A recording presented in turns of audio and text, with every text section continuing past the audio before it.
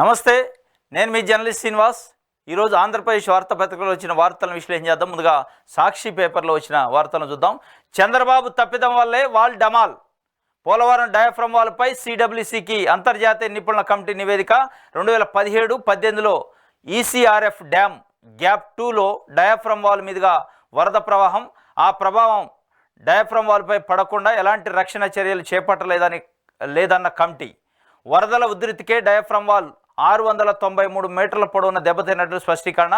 2017లో ఎగువ దిగువ కాపర్ డ్యాముల పునాదులు జెట్ గ్రౌటింగ్ వాల్ నిర్మాణము, వరద ప్రభావం వాటిపై పడకుండా ఎలాంటి చర్యలు తీసుకొని టీడీపీ సర్కార్. 2018 వరదలకు ఎగువ కాపర్ డ్యాంలో 200 నుంచి 260 మీటర్ల మధ్య దెబ్బతిన్న జెట్ గ్రౌటింగ్ వాల్ సామర్థ్యాన్ని పూర్తిగా పరీక్షించకుండానే 2018 డిసెంబర్లో ఎగువ దిగువ కాపర్ డ్యాముల పనులు ప్రారంభం.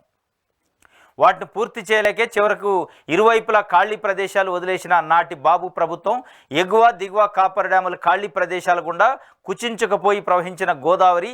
దీనివల్ల వరద ఉధృతి పెరుగుతుందని తెలిసినా ఎలాంటి రక్షణ చర్యలు చేపట్టలేదు.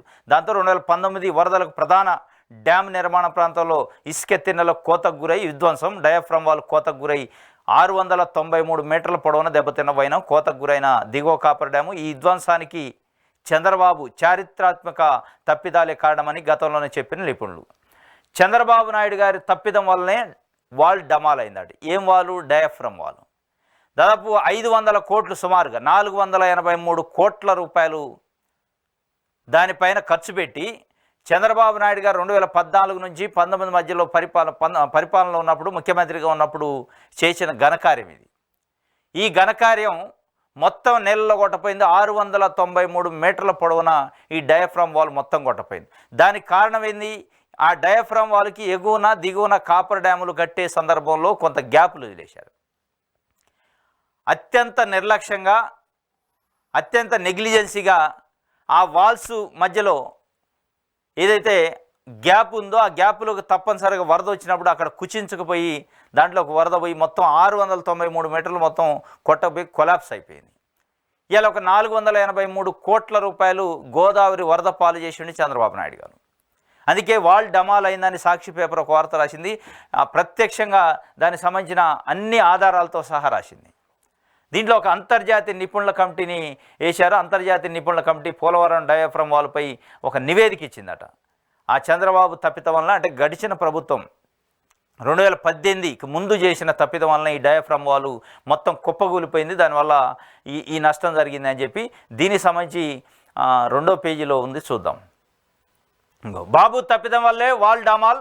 పోలవరం డయాఫ్రమ్ వాల్పై సిడబ్ల్యూసి ఇచ్చిన నివేదికలో స్పష్టం చేసిన అంతర్జాతీయ నిపుణులు, పోలవరం ఎగువ కాపర్ డ్యామ్ పునాది జేటీ అంటే జెట్ గ్రౌటింగ్ వాల్ 2018 వరదలకే దెబ్బతిందని తేల్చిన అంతర్జాతీయ నిపుణులు, జేజీ వాల్ 200 నుంచి 260 మీటర్ల మధ్య దెబ్బతిన్న దాని సామర్థ్యాన్ని పరీక్షించకుండా 2018 డిసెంబర్లో ఎగువ కాపర్ డ్యామ్ పనులు చేపట్టడంపై విస్మయం వ్యక్తం చేసిన నిపుణుల కమిటీ. 2018 నుంచే వరదలు ప్రవహించడం వల్ల ప్రధాన డ్యామ్ గ్యాప్ 2లో డయాఫ్రమ్ వాల్ దెబ్బతిన్నదని స్పష్టంగా చెప్పిన కమిటీ. క్రమబద్ధంగా పనులు చేయలేదట. వాస్తవాలకు దర్పణం పట్టినట్టు, అంటే ఆయన వాస్తవాలను వదిలేసి అసలు అక్కడ నిపుణులతో కానీ ఇంజనీర్లతో సంబంధం లేకుండా అడ్డగోలుగా పనులు చేశారు. దాదాపు 483 కోట్ల రూపాయలు గోదావరి నది పాలు చేశారు. మళ్ళీ దీనికి ఏం చెప్తారు? స్టోరీలు, రకరకాల స్టోరీలు చెప్తారు. పోలవరాన్ని జగన్మోహన్ రెడ్డి నిర్లక్ష్యం చేసిండు, పోలవరాన్ని గాలికి వదిలేసిండు, దానికే కొట్టపోయిందని. పోలవరాన్ని డయాఫ్రమ్ వాల్ నిర్మించింది 2018 ముందు చంద్రబాబు నాయుడు గారు. మీరు చేసిన తప్పిదాలను సరి చేసుకుంటూ ఒక క్రమపద్ధతిలో పనిచేసిండని, వాస్తవాలకు దర్పణం పట్టిండని ఒక రకంగా చెప్తుంటే, మీరు ప్రణాళిక రాహిత్యం వల్ల ఈ రకమైన దెబ్బతిన్నది. ఆ డమాల్ కావటానికి కారణం మళ్ళా నిన్న ఒక ప్రపోజల్ చేసిండు. నిన్న ఏం ప్రపోజల్ చేసిండు? కేంద్ర ప్రభుత్వం దగ్గర పోయి నేను మళ్ళా డయాఫ్రమ్ వాల్ కొడతా, మళ్ళా నిధులు కేటాయించండి అంటే, మొదట తీసిపోయి గోదావరిలో కలిపినా మళ్ళీ ఒకసారి నిధులు ఇవ్వండి నాకు, మళ్ళీ నేను కడతా అంటాడు. మీరు కడితే కట్టారు, కానీ కేంద్ర ప్రభుత్వం సిడబ్ల్యూసి ఆదేశాల ప్రకారం, వాళ్ళ యొక్క సూచనల ప్రకారం కట్టండి. మళ్ళీ మీరు తీసిపోయి ఆ డబ్బులను మళ్ళీ ఒక 500 కోట్లు గోదావరి నదిలో పారబోస్తే ఇక అది ఎప్పటికీ పూర్తి కాదు. పోలవరం పైన ఇప్పటికే ఈ డయాఫ్రమ్ వాల్ ఎప్పుడైతే 2018-19 ప్రాంతాల్లో కొట్టకపోయిందో వరదకి, ఆ రోజు నుంచే కేంద్ర జలవనరుల శక్తి శాఖ దీనిపైన ఒక నెగిటివ్ ఒపీనియన్ వచ్చింది. ఇది సరైన పద్ధతిలో కట్టట్లేదు, నిర్మాణం చేయట్లేదు, నాసిరకంగా నిర్మాణం చేస్తున్నారు. అసలు మేమే కేంద్ర ప్రభుత్వం నిర్మించిస్తామంటే చంద్రబాబు నాయుడు గారు భుజాలు ఎగరేసుకుంటూ లేదు లేదు మేమే కడతాం అని చెప్పి ఇగో ఈ పరిస్థితికి తీసుకొచ్చేయడానికి కేంద్ర ప్రభుత్వం దగ్గర ఒక నెగిటివ్ ఒపీనియన్ ఏర్పడింది. దానికి సంబంధించి ఏదైనా నిధులు ఇవ్వాలన్నా, దానికి పర్మిషన్స్ ఇవ్వాలన్నా అంత ఈజీగా అయ్యట్లేదు. ఇగో ఈ డయాఫ్రమ్ వాళ్ళు కొట్టకపోవడం వల్ల, ఈ డయాఫ్రమ్ వాళ్ళు కొట్టకపోయిందని ఒక అపవాదు పడ్డది.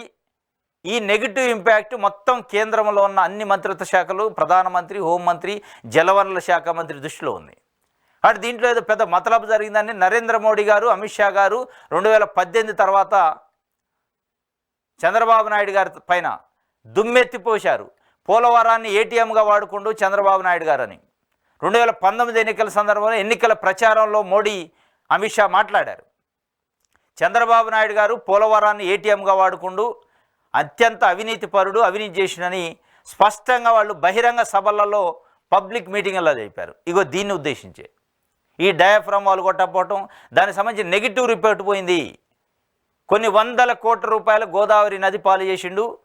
దాంతోపాటు ట్రాన్స్ట్రాయ్ అనే ఒక కంపెనీ, కాంట్రాక్టర్ కంపెనీకి అప్పచెప్పారు. అది కూడా చాలా నాసిరకంగా పనులు చేసింది.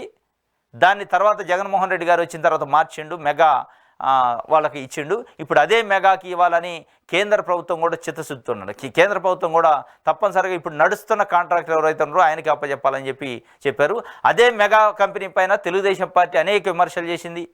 మరి ఇప్పుడు ఏం చేస్తుందో చూడాలి. మొత్తానికైతే ఈ వాల్ డమాల్ వెనకైతే తెలుగుదేశం పార్టీ యొక్క నిర్లక్ష్యము, తెలుగుదేశం పార్టీ చంద్రబాబు నాయుడు గారి నిర్లక్ష్యము, నెగ్లిజెన్సీ స్పష్టంగా కనపడుతుంది. డయాఫ్రమ్ వాళ్ళకు మళ్ళీ నిధులు ఇవ్వండి, పోలవరం డయాఫ్రమ్ వాల్ నిర్మాణం కోసం నిధులు ఇవ్వాలని కేంద్ర మంత్రి పాటిల్కు సీఎం చంద్రబాబు విజ్ఞప్తి చేశారు. ఈ నిర్మాణ బాధ్యతను 2022లో ముందుకొచ్చిన ఏజెన్సీకి అప్పగించాలని నిర్ణయించినట్లు మంత్రి రామానాయుడు తెలిపారు.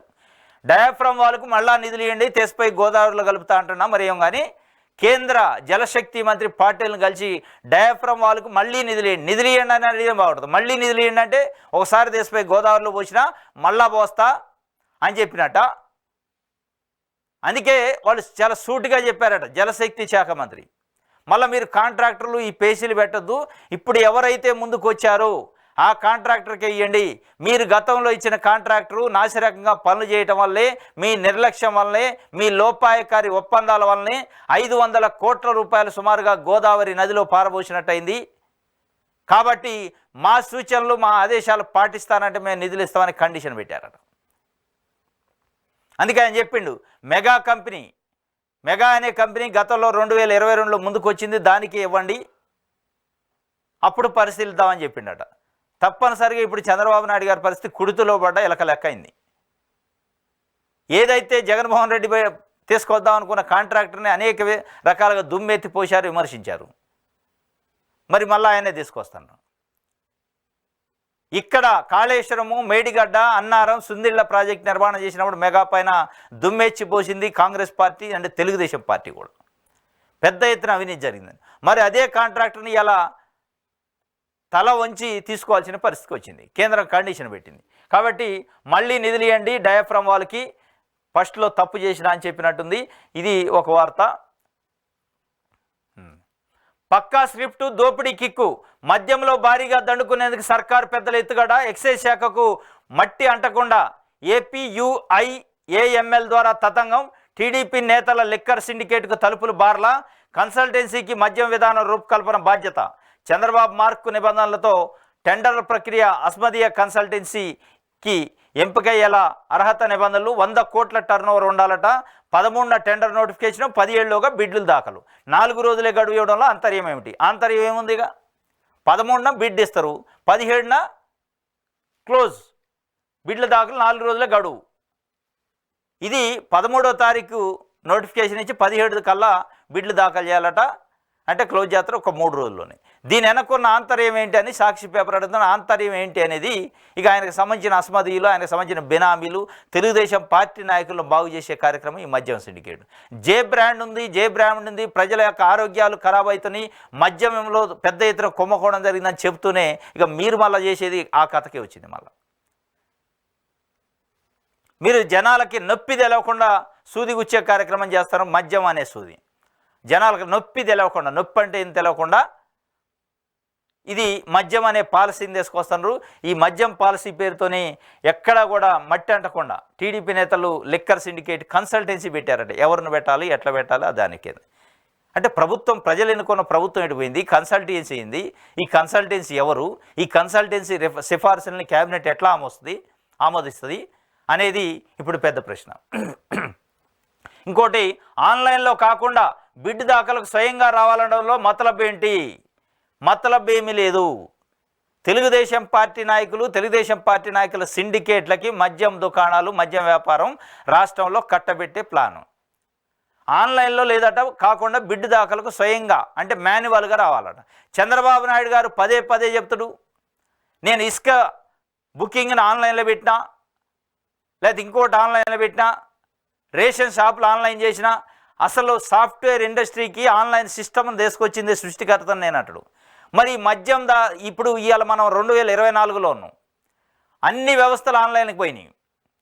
మరి ఈ మద్యం దానికి ఎందుకు ఆన్లైన్ పెట్టలేకపోతున్నారు? ఎందుకు ఆ ధైర్యం చేయట్లేదు? దాని వెనకున్న మతలబ్ ఏంది? దాని వెనకున్న మతలబ్ ఏంటి? తెలుగుదేశం పార్టీకి సంబంధించిన నాయకులు, చంద్రబాబు నాయుడు గారికి సంబంధించిన నాయకులు, ఆయన మనుషులకి ఈ మద్యం వ్యవహారం, మద్యం వ్యాపారం వాళ్ళ చేతిలో పోవాలంటే ఆన్లైన్ పెడితే అందరూ అప్లై చేస్తారు. ఆన్లైన్లోనే ఎలక్ట్రానిక్ లాటరీ తీశారనుకో, ఎవరికి వస్తుందో తెలియదు. మళ్ళీ అది కాకుండా ఆన్లైన్ పెట్టకుండా ఆఫ్లైన్ పెట్టుకొని వాళ్ళకి కావాల్సిన వ్యక్తులకి వచ్చే విధంగా నిబంధనలు మార్చుకొని 100 కోట్ల టర్న్ ఓవర్ ఉన్న కంపెనీ కావాలట. ఇవన్నీ ఈ నిబంధనలన్నీ ఏంటంటే ఆయనకు సంబంధించిన వ్యవస్థ, ఆయనకు సంబంధించిన మనుషులు రావడానికి ఆ నిబంధనలు షరతులు పెట్టి, ఆ షరతులకు అనుగుణంగా వచ్చిన బిడ్డులను తీసుకొని ఆ బిడ్లని ఆన్లైన్లో కాకుండా ఆఫ్లైన్లో తీసుకొని ఈ వ్యవహారం అంతా, ఈ తతంగం అంతా ఏంటంటే ఇది ఒక రకంగా పక్కా స్క్రిప్ట్, దోపిడీకి నాంది పలకటం అన్నట్టు అనేది సాక్షి పేపర్ చెబుతుంది. ఆన్లైన్ కాకుండా బిడ్ దాఖలు స్వయంగా రావాలనలో మతలబ్ ఏంటి? ఆ మరుసటి రోజే ప్రజెంటేషన్ ఎందుకు? ఇతర కన్సల్టెన్సీలు పోటీకి రాకుండా అడ్డుకునే కుట్ర కాదా? కుట్రనే. ఇతర కన్సల్టెన్సీలు ఎవరు రావద్దు, ఇతర కాంట్రాక్టర్లు ఎవరు రావద్దు, ఎవరు వేరే వాళ్ళు బిడ్ దాఖలు చేయొద్దు. ఓన్లీ తెలుగుదేశం పార్టీ నాయకులు, ప్రభుత్వం అనుకున్న వ్యక్తులే బిడ్ దాఖలు చేయాలి, వాళ్ళకే రావాలి ఈ సిండికేట్ వ్యాపారం. మొన్నటిదాకా మీరు జే బ్రాండ్ అన్నారు, ఇలా మీరు వ్యాపారం చేయడానికి ముందుకు వస్తున్నారు. మీరు దీంట్లో ప్రజల నెత్తిపైన మద్యం పేరుతోని ప్రజల నుంచి గుంజే ప్రయత్నం చేస్తున్నారు పైసలు అనేది స్పష్టంగా మనకి కనపడుతుంది. మొత్తానికి పక్కా స్క్రిప్టు, దోపిడీకి కిక్కు. ఈ దోపిడీ కిక్కే, ఈ కిక్కు పేరుతోని ప్రజలకు తెలియకుండానే, ప్రజలకు నొప్పి లేకుండా ప్రజల నెత్తిపైన పన్నులు వేసే కార్యక్రమం మద్యం పేరుతో చేస్తున్నాం. ప్రజల నుంచి బలవంతంగా గుంజుకునే కార్యక్రమం చేస్తున్నాం. ఇది చంద్రబాబు నాయుడు గారు పక్కా స్క్రిప్ట్ అట. మద్యంలో భారీగా దండుకునేందుకే సర్కారు పెద్దల ఎత్తుగడ. ఆ ఎత్తుగడ ఫలించింది. ఎందుకంటే వాళ్ళు ఆన్లైన్ సిస్టమ్ పెట్టాలి, ఆఫ్లైన్ పెట్టారు, తక్కువ రోజులు పెట్టారు, 100 కోట్ల టర్నోవర్. ఈ నిబంధనలన్నీ ఏంటంటే వాళ్ళు కావాల్సిన వ్యక్తులకు రావడం కోసమే, ఎవరికి టైం ఇవ్వకుండా. ఎమ్మెల్సీగా బొత్స ఏకగ్రీవ ఎన్నిక. స్థానిక ఎమ్మెల్సీ ఉప ఎన్నికల్లో మాజీ మంత్రి వైఎస్ఆర్సీపీ సీనియర్ నేత బొత్స సత్యనారాయణ ఏకగ్రీవంగా ఎన్నికయ్యారు. ఆయనకు రిటర్నింగ్ అధికారి ధృవీకరణ పత్రం కూడా అందజేశారట. ఇది ఒక వార్త. సుప్రీం తీర్పులకు ఈసీ వక్రభాష్యం. ఈవీఎంల వెరిఫికేషన్కు అత్యున్నత న్యాయస్థానం ఆదేశాలు. అందుకు విరుద్ధంగా స్వీయ ఎస్ఓపి రూపొందించిన ఈసీ వెరిఫికేషన్ స్థానంలో మాక్ పోలింగ్ నిర్వహణకు ఆదేశాలు. ఎన్నికల కమిషన్ తీర్పు హైకోర్టులో బాలిలేని పిటిషన్ అట. సుప్రీం తీర్పు వక్రభాష్యం అని చెప్పారట ఈసీ. ఇది ఏందో చూద్దాం. సుప్రీం తీర్పు ఏం చెప్పింది, దానికి వక్రభాష్యం ఏం చెప్పారనేది.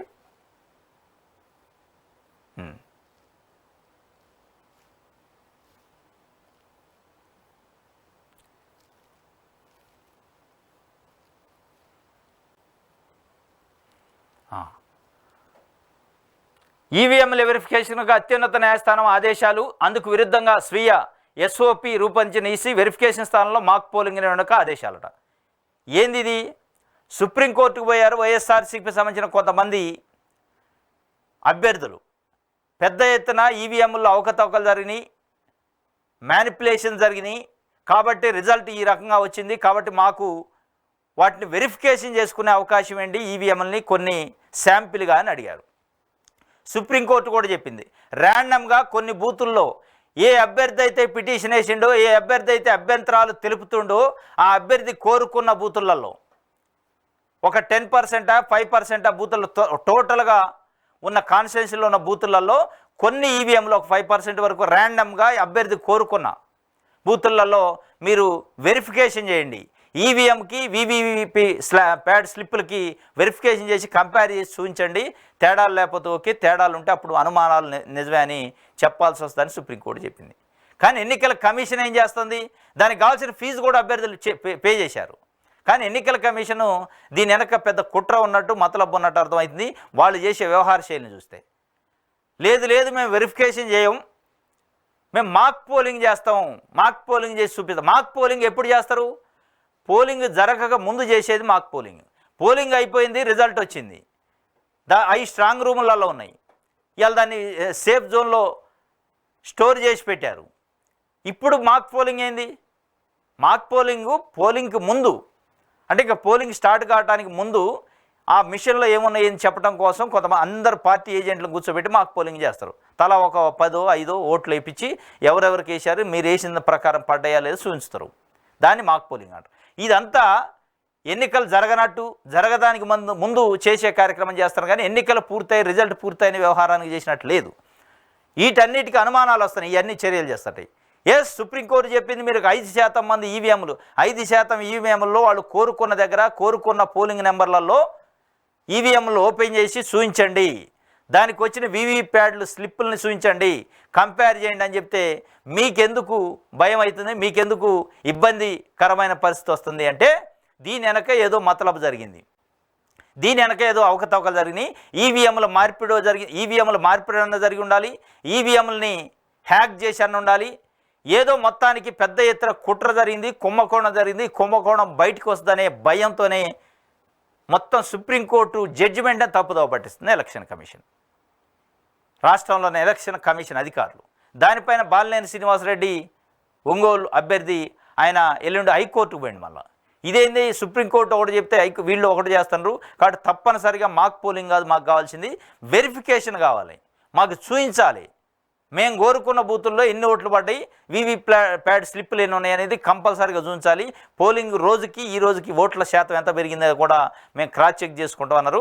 అక్కడ వాళ్ళకి గొంతులో ఎలక్కాయ పడది. దీని వెనుకున్న కుట్ర, దీని వెనుకున్న మతలబు, దీని వెనుకున్న వ్యవహారం అంతా బయటకు వస్తుందనే భయాందోళనలో ఉన్నారు. ఏం కానీ మొత్తానికి తప్పుదోవ పట్టిస్తున్నారు. దానిపైన సుప్రీంకోర్టు తీర్పు పైన మళ్ళీ హైకోర్టుకు పోయిండు బాలినేని శ్రీనివాసరెడ్డి గారు. ఇది ఒక వార్త.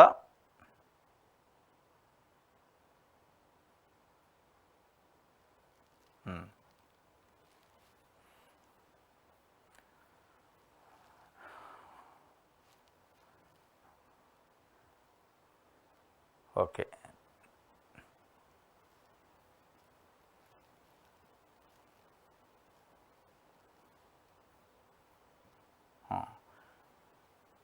కూటమిలో తేలని పదవుల పంచాయతీ 2 నెలలైన ఒక్క నామినేటెడ్ పదవి భర్తీ చేయని చంద్రబాబు కీలకమైన టీటీడీ, ఆర్టీసీ, ఏపీఐఏసీ వంటి వాటిపైన అస్పష్టత. టీటీడీ చైర్మన్ పదవి కోసం ముఖ్యుల పట్టు.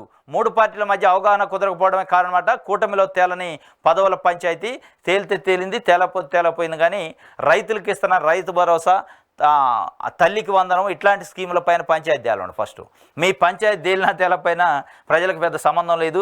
ఆ కూటమి నామినేటెడ్ పదవులు ఇస్తే ఏంది, ఇవ్వకపోతుంది. ప్రజలకు ఇప్పటికిప్పుడు ఒక పదవులు ఇచ్చినా ఇవ్వకపోయినా ఒరిగేది ఏమి లేదు. ఒకళ్ళు ఇస్తే లీడర్లకు లాభం కానీ ప్రజలకు ఏం లాభం లేదు. కాబట్టి ఆ పంచాయతీలు అట్లా ఉంచుకొని మీరు ప్రజలకు కావాల్సిన పంచాయతీ తేలండి. ప్రజలకు ఇవ్వాల్సిన ఏదైతే సంక్షేమ కార్యక్రమాలని తొందరగా ఇస్తే బాగుంటుంది.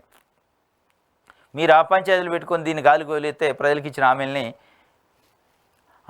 వారంలో నివేదిక ఏమంటే అంబేద్కర్ విగ్రహంపై దాడి ఘటనలో ఏపీ ప్రభుత్వానికి ఎస్సీ నోటీసులు, నేషనల్ ఎస్సీ కమిషన్ నోటీస్ జారీ చేసిందట. 1 వారం రోజులు లోపు నివేదిక ఏంటి, రిపోర్ట్ ఇవ్వాలి. అంబేద్కర్ విగ్రహం పైన దాడి ఎందుకు జరిగింది, దాడి చేసింది ఎవరు, దోషుల్ని పట్టుకున్నారా, ఆ నిందితులు ఎవరు, దాని వెనుకున్న కుట్ర అయింది, దాని వెనుకున్న నేపథ్యం ఏందో కనుక్కొని నేషనల్ ఎస్సీ కమిషను నోటీసులు జారీ చేసింది రాష్ట్ర ప్రభుత్వానికి. ఇంతవరకు అసలు ఆవిడను పట్టుకున్నట్లేదు, అరెస్ట్ చేసినట్లేదు, కేసులు బుక్ చేసినట్లేదు. మరి ఏం చేస్తారో చూడాలి. ఇది ఒక వార్త సాక్షి పేపర్కి సంబంధించి. ఆంధ్ర జ్యోతి చూద్దాం.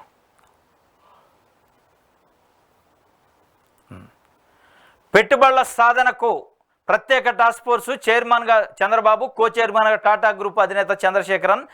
అంటే చంద్రబాబు నాయుడు గారు పదవిలోకి వచ్చిందంటే సూట్లు బూట్లు వేసుకున్న వాళ్ళతో చర్చలే కనపడతాయి మనకి. ఇప్పుడు పేద వర్గాల కాడికి పోయినట్టు కానీ పేదల గురించి మాట్లాడినట్టు ఉండదు. పెట్టుబడులు డబ్బులు ఉన్న వాళ్ళు బట్టరాటం, వాళ్ళని పెట్టుబడి పెట్టడం, వాళ్ళకి లాభాలు ఇచ్చే కార్యక్రమం తప్ప పేద ప్రజల గురించి ఆలోచించడానికి ఒక రకమైన చర్చ ప్రజల్లో జరుగుతుంది. ఆంధ్రజ్యోతి దీన్ని బ్యాన్ రాయటం వేసింది. కానీ డయాఫ్రమ్ వాల్ గురించి ఎక్కడ రాయాలా? ఎందుకు రాయరు?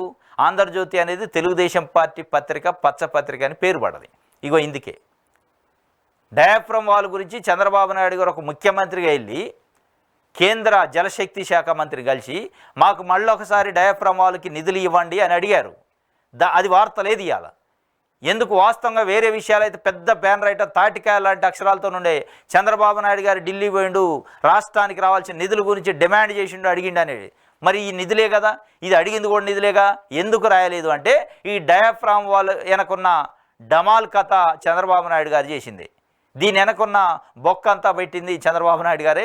దీని వెనకున్న మతలబ్ అంతా ఆయనదే. కాబట్టి ఆయన లోపం వల్ల, ఆయన లోపభూయిష్టమైన విధానాల వల్ల, ఆయన నిర్లక్ష్యం వల్ల డయాఫ్రమ్ వాల్ 500 కోట్ల రూపాయలు తీసుకుపోయి గోదావరిలో కలిపింది. కాబట్టి అది చెడు వార్త కాబట్టి రాయలేయాలి. అంటే నెగిటివ్ వార్త చంద్రబాబు నాయుడు గారికి కాబట్టి దాన్ని ఇవాళ రాయకుండా పెట్టుబడుల సాధనకు టాస్క్ ఫోర్స్ అట.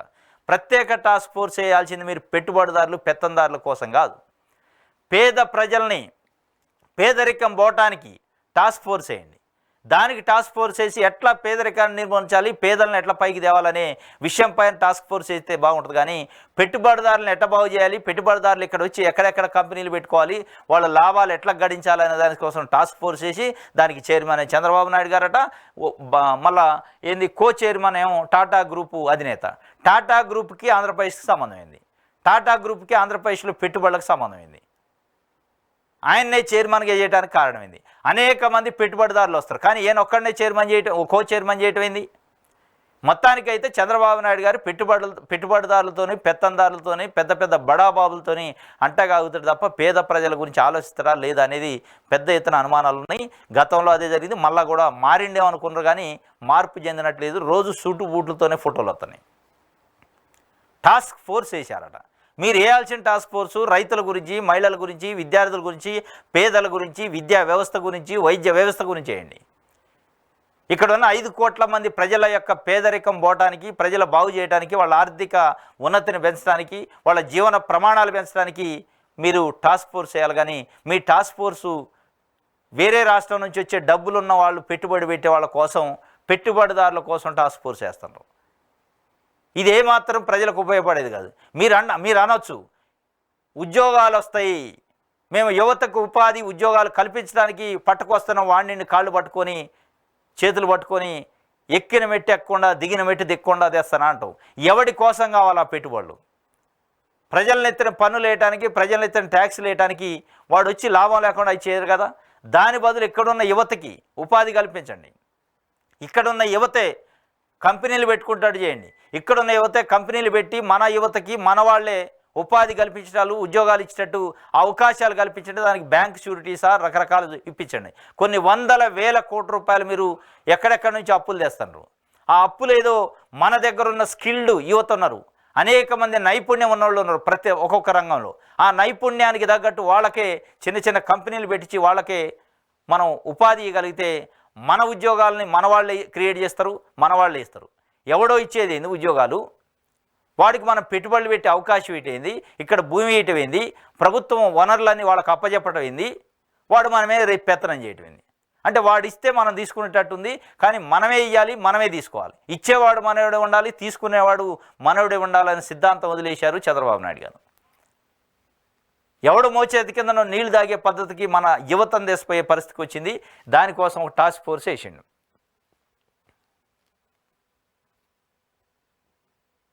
ఇది ఒక వార్త.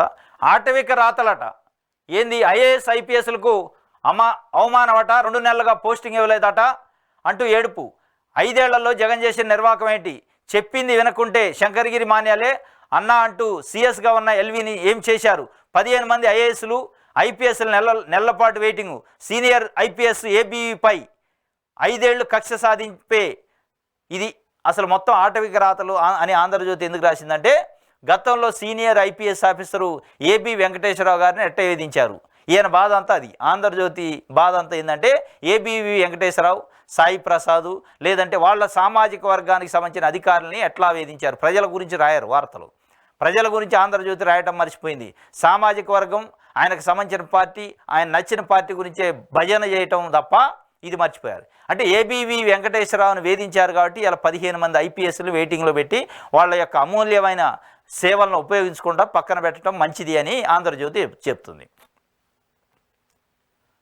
ఇది వాళ్ళు చెప్పే పరిస్థితి. దీనికి సంబంధించి జగన్ సేవలో తరించిన పలువురు అధికారులట. కాబట్టి ఆటవిక రాతలట. మీరు రాసే రాతలు మరి ఏమి రాతలు అనాలి? ఆటవిక రాతల, రోత రాతల అనేది ప్రజలు తిట్టుకుంటున్న పరిస్థితి. మీరేం రాస్తున్నారు, ఎవరి గురించి రాస్తున్నారు, ప్రజలకు ఉపయోగపడే వార్తలు రాస్తానరా లేదంటే పార్టీలకు ఉపయోగపడే రాస్తానరా అనేది. ఇగో వైసీపీ ఐపీఎస్లు సెలవులు 16 మంది మూక్కుమ్మడిగా పెట్టారని ప్రచారం, 6గురు అడిగారంటున్న అధికారులు. వైసీపీ ఐపీఎస్లట. అంటే ఆంధ్రజ్యోతి పత్రిక ఒక కొత్త కేటగిరీ కనిపెట్టింది ఐపీఎస్లలో. అంటే వైసీపీకి కొంతమంది ఐపీఎస్లు, వైసీపీకి ఐపీఎస్లు ఉన్నారంటే తెలుగుదేశం పార్టీకి ఉన్నట్టుగా బీజేపీకి జనసేనకు కూడా ఉంటారా? మరి ఇలా వైసీపీ ఐపీఎస్లు 16 మంది ఉంటే తెలుగుదేశం పార్టీ ఐపీఎస్లతో తెలుగుదేశం పార్టీ ప్రభుత్వాన్ని నడుపుతుందా? తెలుగుదేశం పార్టీ ఐపీఎస్లు, తెలుగుదేశం పార్టీ పోలీస్ ఆఫీసర్లు ఉండబట్టే ఇలా ప్రతిపక్ష పార్టీల నాయకులను నడు రోడ్డుపై గుంజి చంపుతున్నా కానీ మాట్లాడలేదా? అంటే ఇవాళ నడిచేది తెలుగుదేశం పార్టీ ఐపీఎస్లతోని పరిపాలన నడుతుందా? తెలుగుదేశం పార్టీ ఐఏఎస్లతో నడుస్తుందా? కనీసం ఒక జర్నలిస్ట్గా, ఒక పత్రికగా ఒక ఐపీఎస్ల ఆత్మగౌరవాన్ని, ఆత్మ అభిమానాన్ని దెబ్బతీసే విధంగా, వాళ్ళ ఆత్మస్థైర్యాన్ని దెబ్బతీసే విధంగా వైపీఎస్ ఆఫీసర్లను వాళ్ళ మీద ముద్రలేతి. వాళ్ళు లేరా రేపు తెలుగుదేశం పార్టీ ఐపీఎస్లు, తెలుగుదేశం పార్టీ ఐఏఎస్లని ఇట్లా వేసుకుంటూ పోతే ఒక పత్రికే కనీసం తెలుగుదేశం పార్టీ కానీ బీజేపీ కానీ కూటమి పార్టీలు చెప్పట్లే వాళ్ళు వైసీపీ ఐపీఎస్లని మీరు చెప్తున్నారు. వాళ్ళపైన ఒక ట్యాగ్ లైన్ వేశారు, ముద్ర వేశారు. రాజకీయ పార్టీలు కూడా ఆ స్థాయిలో విమర్శించట్లే, మీరు విమర్శిస్తున్నారు. అంటే మీకు వ్యక్తిగతంగా ఆ ఐపీఎస్ల పైన కక్ష ఉందా ఏంది? ఈవెన్ చంద్రబాబు నాయుడు గారు కూడా ఆయన నోటి నుంచి అనలే వైసీపీ ఐపీఎస్ లీళ్ళని, కానీ ఆంధ్రజ్యోతి అంటుంది. అంటే మీకు ఏ స్థాయిలో విద్వేషం ఉంది, ఏ స్థాయిలో కక్ష ఉంది అనేది దీన్ని బట్టి అర్థమవుతుంది. వైసీపీ ఐపీఎస్లట, మరి తెలుగుదేశం పార్టీ ఐపీఎస్లని కొంతమంది అనుకోవాల్సి ఉంది. ఇప్పుడు చేసే వాళ్ళని తెలుగుదేశం పార్టీ ఐపీఎస్లే అంటారు. ఇక వీళ్ళు పేరు పెట్టారు కాబట్టి. ఇది ఆంధ్రజ్యోతికి సంబంధించి. పోలవరానికి త్వరగా నిధులు ఇవ్వండి. ఢిల్లీలో జలశక్తి మంత్రి పాటిల్తో చర్చలు. డయాఫ్రమ్ వాల్ను గతంలో నిర్మించిన సంస్థకే కొత్త వాల్ నిర్మాణ పనులు. ఒకే ఏజెన్సీ ఉంటే బాధ్యత ఉంటుంది, అందుకే పాత సంస్థకే వాల్ బాధ్యత అని సీఎం చెప్పిండట. నేడు ప్రధాని మోదీతో సమావేశం. నిర్మలా సీతారామన్ అమిత్ షాలతో కూడా భేటీ అట. ఇది పోలవరానికి త్వరగా నిధులు ఇవ్వండి అని బతిలాడుతాడు. మొత్తానికి చంద్రబాబు నాయుడు గారు ఢిల్లీ పోయి మొత్తానికి బతిలాడే కాడికి వచ్చింది కథ. అడిగి వాస్తవంగా ఆంధ్రప్రదేశ్ ప్రజలు ఏమనుకున్నారంటే కొత్తగా ప్రభుత్వం ఏర్పడ్డప్పుడు ఎన్డీఏ ప్రభుత్వంలో చంద్రబాబు నాయుడు గారు కీలకమైన భూమికి పోషిస్తాడు, మనకు కావాల్సిన నిధులు ఇక్కడ నుంచి ఉత్తరం రాస్తే ఇక్కడ నుంచి ఫోన్ చేస్తే వస్తాయి అనుకున్నాడు. ఢిల్లీ పోయి ఎక్కిన మెట్టు ఎక్కకుండా దిగిన మెట్టు దిక్కకుండా దిగినా కానీ వచ్చే పరిస్థితి లేదు. వాళ్ళే ఉల్టాగా ఈయనకి కౌంటర్లు ఇస్తున్నారు. మేము చెప్పిన కాంట్రాక్టర్కి ఇవ్వాలి, మేము చెప్పినప్పుడు ఇస్తాం, మేము మాకు కావాల్సినప్పుడు ఇస్తాం అనే పరిస్థితికి వచ్చింది. పోలవరానికి త్వరగా నిధులు ఇవ్వండి అని బతిలాడుకునే పరిస్థితికి వచ్చింది. మొత్తానికైతే ఇలా ఆలస్యం అయితే మరో సీజన్ కోల్పోతామని కూడా చంద్రబాబు నాయుడు గారు చెప్పారు. వాళ్ళకు కూడా తెలుసు. కానీ మీ నిర్మాణము మీరు నిర్మిస్తారంటేనే వాళ్ళకి భయం అవుతుంది. ఎందుకంటే దాదాపు 483 కోట్లు డయాఫ్రమ్ వాల్ పేరుతో తీసిపోయి గోదావరిలో కలిపారు. మళ్ళీ వీటిని తీసిపోయి ఎడగలుపుతారని భయానికో కానీ మొత్తానికైతే వాళ్ళు ముందుకు రావట్లేదు పోలవరం విషయంలో. దానికే ఇవాళ మళ్ళీ మోడీని అమిత్ షాని కూడా కలుస్తారట. ఇది ఒక వార్త. జైలుకైనా పంపండి, ఇంటికి మాత్రం వెళ్ళను. భార్య హింస భరించలేకపోతున్నా పోలీసులకు తేల్చి చెప్పిన బెంగళూరు టెక్కి భార్య బాధితుడట. జైలుకైనా పోతా కానీ ఇంటికైతే పోనరా నాయన అని పోలీసు వాళ్ళకి చెప్పిండట. అవసరం అయితే జైల్లో కూర్చొని చెప్పకూడదట. కానీ అంతకంటే ఘోరంగా ఉంది నాకు ఇంట్లో పరిస్థితి, భార్యతో వేధింపులు, కాబట్టి ఇంటికి అయితే పోను అని చెప్పి భార్య బాధితుడట. మళ్ళీ ఎవరు అంటే సాఫ్ట్వేర్ ఇంజనీర్, మామూలుగా ఏదో ఆకతాయి కాదు. తనపై ఏ కేసు అయినా పెట్టుకోవాలని, అవసరమైతే జైలుకైనా పంపండి అని, ఇంటికి మాత్రం వెళ్ళబోనని 34 ఏళ్ల సాఫ్ట్వేర్ ఇంజనీరు విపిన్ గుప్తా బెంగళూరు పోలీసులకు తేల్చి చెప్పారు. భార్య పెట్టే మానసిక హింసను భరించలేకపోతున్నానని, వేధింపులు తట్టుకోలేనని వాపోయారు. ఈ నెల మొదటి నుంచే ఆయన కనిపించకుండా పోవడంతో దర్యాప్తు చేపట్టిన పోలీసులు చివరికి ఉత్తరప్రదేశ్లో నోయిడాలో ఉన్నట్టు గుర్తించారు. బెంగళూరుకు రప్పించగా ఇంటికి వెళ్లేందుకు మాత్రం ఆయన ససేమేరా అంటున్నారు. యూపీలోని లక్నోకు చెందిన విపిన్ గుప్తా బెంగళూరు మన్యత టెక్ పార్క్లోని ఓ ప్రముఖ కంపెనీలో పనిచేస్తున్నారు. ఆయన భార్య శ్రీపర్ణ వయసు 42 సంవత్సరాలు. వీరికి 2 సంతానం కూడా ఉన్నారట. ఇది బెంగళూరులో సాఫ్ట్వేర్ ఇంజనీర్ చేస్తారట. 2 సంతానం ఉంది. ఆ భార్య పెట్టే మానసిక వేదన, మానసిక హింసకు తట్టుకోలేక మొత్తం చెప్పకుండా పారిపోయిందట. ఏటీఎంలో డబ్బులు డ్రా చేసుకొని ఒక 3-4 లక్షలు, 1,80,000 రూపాయలు ఏటీఎంలో డబ్బులు డ్రా చేసుకుంటా సంచి చదువుకొని వెళ్ళిపోయిండు. లక్నో పోయిండట. యూపీ నోయిడా దగ్గర దొరికిండట. మళ్ళా ఉల్టా పోలీసులనే బెదిరించిందట. నేను కేసు పెట్టి 2 రోజులు అయింది అని చెప్పి ఎక్స్లో పోస్ట్ చేసింది. పోలీసులు చర్యలు మంచిగా లేవు అని చెప్పి వెంటనే పోలీసులు అలర్ట్ అయ్యి ఆపరేషన్ చేసి పట్టుకొచ్చారు. ఆయన్ని పట్టుకొస్తే ఆయన ఒకటే చెప్తున్నాడు, మీరు జైలుకు పంపిన ఏ శిక్ష వేసినా రెడీ, కానీ అక్కడికైతే పోను, ఇంటికి అయితే పోను. ఆ భార్య వేధింపులు నేను తట్టుకోలేను. నన్ను జైలుకు పంపినా, ఊరేసినా, చంపినా ఏదైనా పర్లే, దేనికైనా సిద్ధం, కానీ అక్కడికైతే పోను. మరి ఆ స్థాయిలో హింస పెట్టిందా, ఆ స్థాయిలో భయపడ్డా అనేది మరి ఏం జరిగింది. కానీ మొత్తానికి అయితే భార్య బాధితుడు పాపం డైరెక్ట్గా చెప్పేస్తాడు, నేనైతే ఇంటికి పోను అని చెప్పి. ఇది సాఫ్ట్వేర్ ఇంజనీర్. మళ్ళీ ఆయన ఆంధ్రజ్యోతికి సంబంధించి దిశ పేపర్ చూద్దాం. పెట్టుబడులపై ఫోకస్, రాష్ట్రానికి పరిశ్రమలు రప్పించేందుకు కసరత్తు.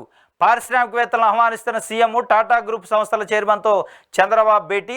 సిఐఐ ప్రతినిధులతోనూ సమావేశం. వెనక్కి వెళ్లిన ప్రాజెక్టులను రప్పించేందుకు యత్నం.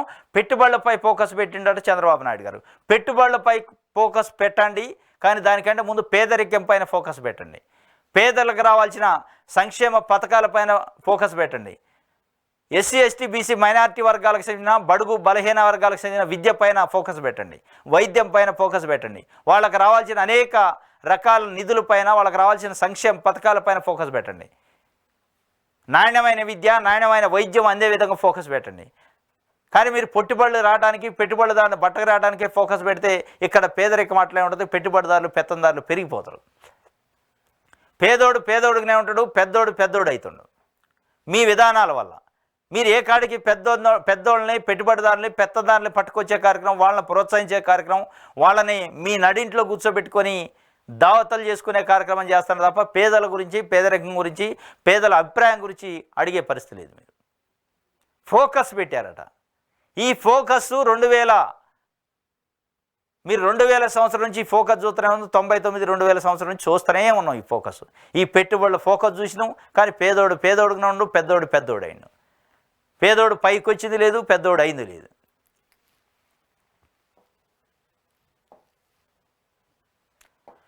పెట్టుబడులు పెట్టండి, మెరుగైన ప్రోత్సాహకాలు అందిస్తాం. టాటా గ్రూప్ సంస్థ చైర్మన్ నటరాజన్ మెరుగైన ప్రోత్సాహకాలు అందిస్తారట. నారా లోకేష్ గారు చెబుతుండు, తండ్రి ఒక్కేళ్ళు బతిలాడుతుండు, కొడుకు ఒక్కేళ్ళు బతిలాడుతుండు. రండి మా దగ్గరికి, మీరు ఎంత పెట్టుకుంటారో పెట్టుకోండి, ఎంత సంపాదించుకుంటారో సంపాదించుకోండి, సంచులు నింపుకోండి, పోండి, మీకు ఏం కావాలన్న ఇస్తాం ప్రోత్సాహకాలు. ఇదే విషయము 5 కోట్ల మంది ఆంధ్రప్రదేశ్లో ఉన్న ప్రజలలో పేదలకి ఇవ్వండి ఆ ప్రోత్సాహకాలు. పేదలను ప్రోత్సహించండి, యువతని ప్రోత్సహించండి. నైపుణ్యం ఉన్న యువత అనేక మంది ఉన్నారు. ఇక్కడ మీరు ప్రోత్సహించకపోవడం వల్ల అనేక రకాల వేరే వేరే ప్రపంచంలో కంట్రీస్కి పోయి వాళ్ళ నైపుణ్యాన్ని అక్కడ వాడుతున్నారు. ఆ దేశాలు వాడుకుంటున్నాయి, ఉపయోగించుకుంటున్నాయి వాళ్ళ నైపుణ్యాన్ని, కానీ మనం ఉపయోగించుకోవట్లే. పదే చంద్రబాబు నాయుడు గారికి నాకు విజన్ ఉందని చెప్తాడు. ఆ విజన్ ఏదో దీని మీద పెట్టండి.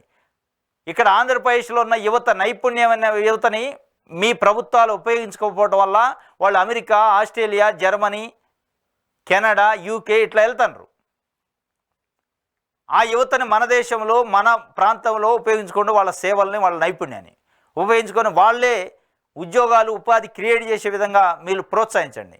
వాళ్ళని ప్రోత్సహించాల్సింది పోయి ఎవరినో పట్టుకొచ్చి మీకు ఏం కావాలన్నా మేము ప్రోత్సహిస్తాం, మీరు రాండి పెట్టుబడులు పెట్టండి అంటున్నారు. దీని వెనక్కున్న మతలబ్ ఏంటంటే, మన దగ్గర ఉన్న స్కిల్డ్, మన దగ్గర ఉన్న నైపుణ్యం ఉన్న వాళ్ళ కంపెనీలు పెట్టిస్తే, మన దగ్గర ఉన్న నైపుణ్యం ఉన్న వ్యక్తులతో కంపెనీ పెట్టిస్తే ఆ నైపుణ్యాన్ని వాడుకుంటే ఇక్కడ మంచి అద్భుతమైన ఫలితాలు వస్తాయి. పెట్టుబడులు, వాళ్ళు బ్యాంకులు పెట్టుబడులు పెడతాయి, లోన్లు ఇస్తాయి, వాళ్ళు అభివృద్ధి అవుతారు, వాళ్ళు ఇంకొక 10 మందికి ఉపాధి ఇస్తారు, ఉద్యోగాలు ఇస్తారు, కొన్ని లక్షల మంది బాగుపడతారు. మన వాళ్ళే ఇండస్ట్రీ పెట్టుబడిదారులు అవుతారు, మన వాళ్ళే పారిశ్రామికవేత్తలు అవుతారు, మన వాళ్ళే దాంట్లో ఉద్యోగాలు చేస్తారు. మనమే ఇస్తాం, మనమే తీసుకునేవాడు మనమే, ఇచ్చేవాడు మనమే అంటాడు. కానీ దీని అనుకున్న అబ్జెక్షన్ ఏంది, అభ్యంతరం ఏంది రాజకీయ నాయకుల కంటే, మనవాడైతే అడగైది కాదు, వీళ్ళ బేరసారాలు మనవాళ్ళతోనే చేయదు కాదు, బయటపడతాయి. కాబట్టి బయటోడైతే బడాబాబులైతే లోపల నాలుగు గోళ్ల మధ్యలో గుట్టి చప్పుడు కాకుండా కథంతా సుఖాంతమైంది. వీళ్ళకి కావాల్సిన పర్సెంటేజ్లు వీళ్ళకి వస్తాయి, వాళ్ళకి కావాల్సిన వ్యాపారం వాళ్ళు చేసుకుంటారు. చివరికి బకరా అయితే ప్రజలు ఉద్యోగాలని చూపిస్తారు. ఆ ఉద్యోగాలు వచ్చేది లేదు, మన లేదు, ఆ ఉద్యోగాలతోనే వీళ్ళు అభివృద్ధి అయ్యేది లేదు. ఇది ఈ కథ అంతా. ఇక్కడున్న యువతకి, ఇక్కడున్న అనేక మంది నైపుణ్యం ఉన్నవాళ్ళు ఉండి ఇక్కడ వాళ్ళ సేవలు ఉపయోగించుకోవట్లేదని విరక్తి చెంది వేరే దేశాలకు పోతున్నారు. వాళ్ళని వాడుకోవచ్చు, వాళ్ళతో కంపెనీలు పెట్టవచ్చు, కానీ పెట్టారు. వాళ్ళతో కంపెనీలు పెట్టితే వాళ్ళు పర్సెంటేజ్లు ఇయ్యరు.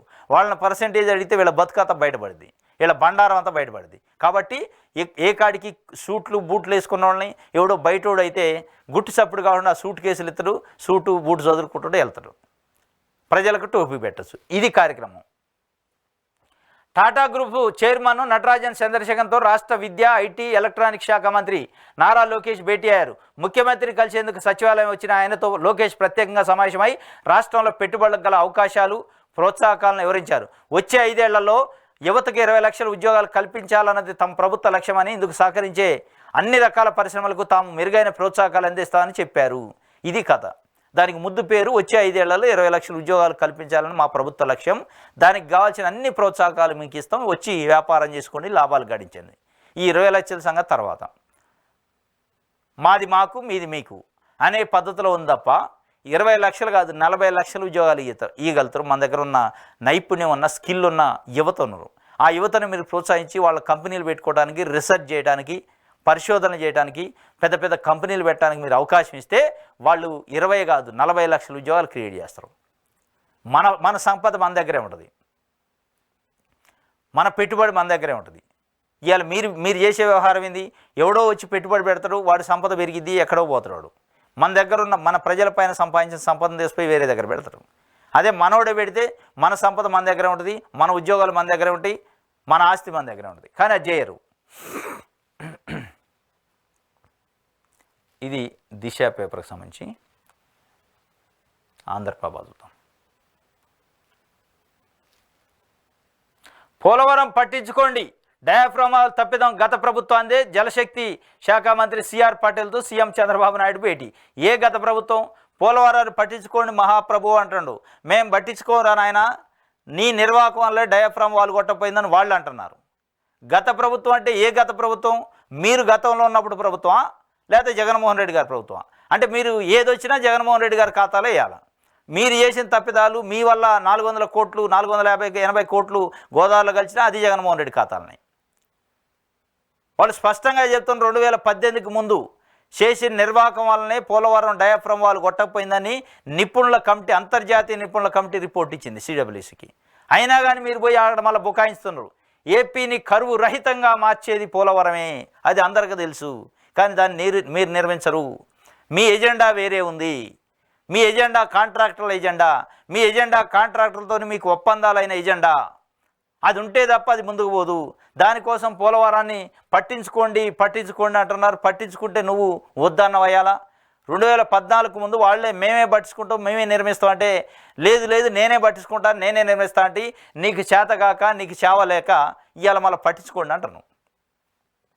ఎందుకు పట్టించుకుంటారు వాళ్ళు ఏం చెప్పారు? కేంద్ర ప్రభుత్వం రాష్ట్రం విడిపోయిన తర్వాత పోలవరాన్ని మేమే నిర్మిస్తామని చెప్పారు. లేదు నేనే పట్టించుకుంటా అన్నావు. ఇవాళ మళ్ళీ వాళ్ళ కాడికి పోయి కాళ్ళ ఏళ్ళబడి మరి పట్టించుకోండి పోలవరాన్ని, నా వల్ల కావట్లేదు అని చెప్పే పరిస్థితి. డయాఫ్రామ్ వాళ్ళు కొట్టకపోవడానికి గత ప్రభుత్వమే కారణం అంటున్నావు. ఆ గత ప్రభుత్వం మీదేనైనా అది రిపోర్ట్ కూడా ఉంది.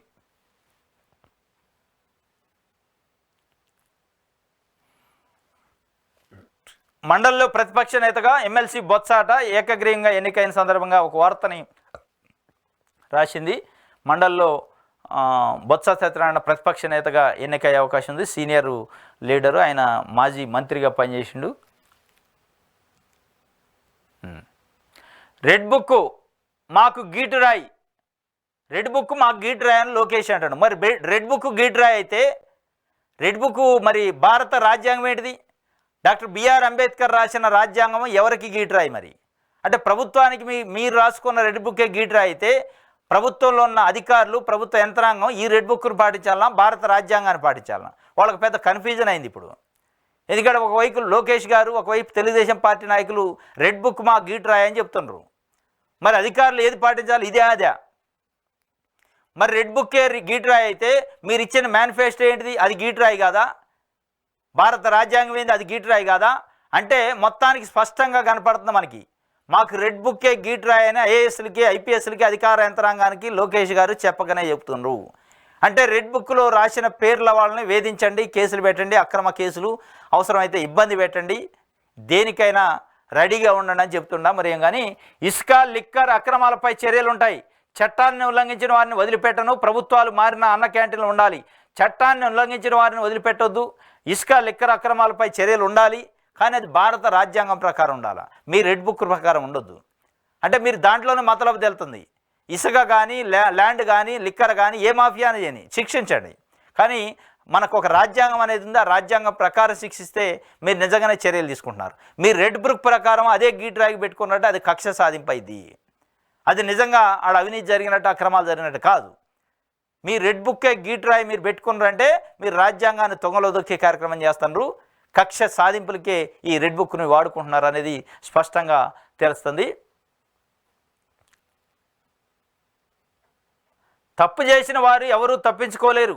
రెడ్ బుక్ను చూసి వైసీపీ నేతలు వణికిపోతున్నారు. ప్రజా వినతుల స్వీకరణ కార్యక్రమంలో మంత్రి కొల్లు రవీంద్ర రెడ్ బుక్ను చూసి వైసీపీ నేతలు వణికిపోతున్నారట. మరి ఆ రెడ్ బుక్లో ఏముందో చెప్పరాదంటే ప్రజలకి అవేర్నెస్ చేయండి. రెడ్ బుక్లో ఎంతమందిని చంపాలి, ఎవరిని ఎట్లా, ఏ గొడ్డలతోని, ఏ కత్తులతో చంపాలి అనేది ఏమైనా ఉందా? వణికిపోవడానికి కారణం ఏంది? అంటే వైసీపీ సానుభూతి పరులని, వైసీపీ అభిమానులని ఎట్లా చంపాలి, ఎట్లా కేసులు ఇరికేయాలి, ఎట్లా జైలుకు పంపాలి అనేది ఏమైనా ఉందా? లేదంటే ప్రజలకు ఉపయోగపడేది ఉందా? నిజంగానే ప్రజలకు ఉపయోగపడే రెడ్ బుక్ అయితే ఎందుకు వణికిపోతారు వైసీపీ నాయకులు? వైసీపీ నాయకులు వణికిపోయేంత అందులో ఏముంది అంటే ఆకృత్యాలు, మర్డర్లు, మానభంగాలు, అత్యాచారాలు ఉన్నాయా? ఆ రెడ్ బుక్ మతలబ్ ఏంది? ఆ రెడ్ బుక్లో ఉన్న సీక్రెట్ ఏంది? ఆ రహస్యాన్ని బయట పెట్టరా? అంటే భారత రాజ్యాంగానికి అంటే పైన ఉంటుందా అది రెడ్ బుక్? మీరు ఇచ్చిన మేనిఫెస్టో కూడా పైన ఉందా? ఎబోదలానా అది అనేది మరి చెప్పాలి. ఇప్పుడు తెలుగుదేశం పార్టీ నాయకులు చెబుతున్న పరిస్థితి రెడ్ బుక్ను చూసి వణికిపోతానని.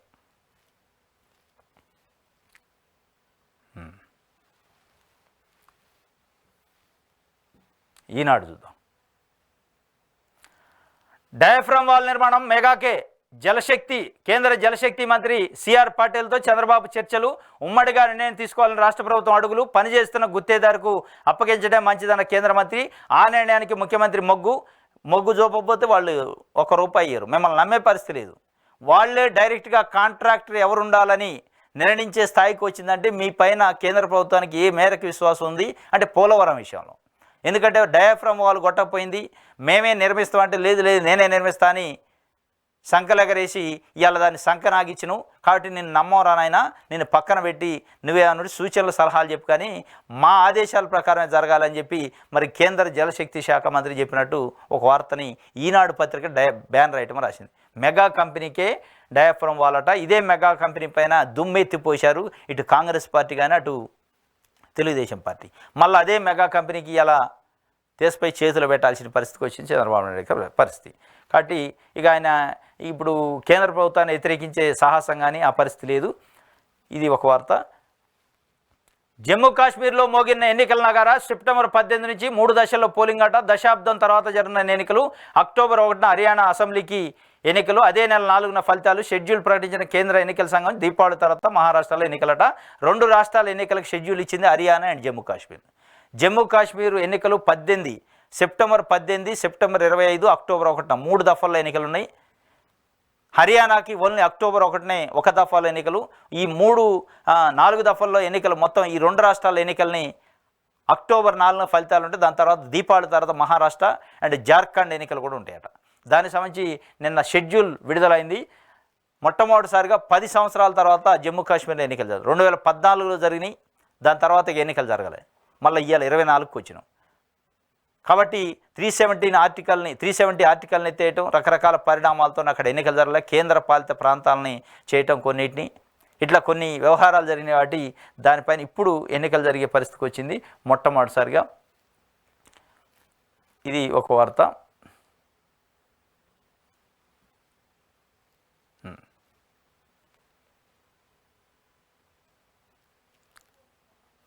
ఎస్, ఇది ఈనాడుకు సంబంధించి.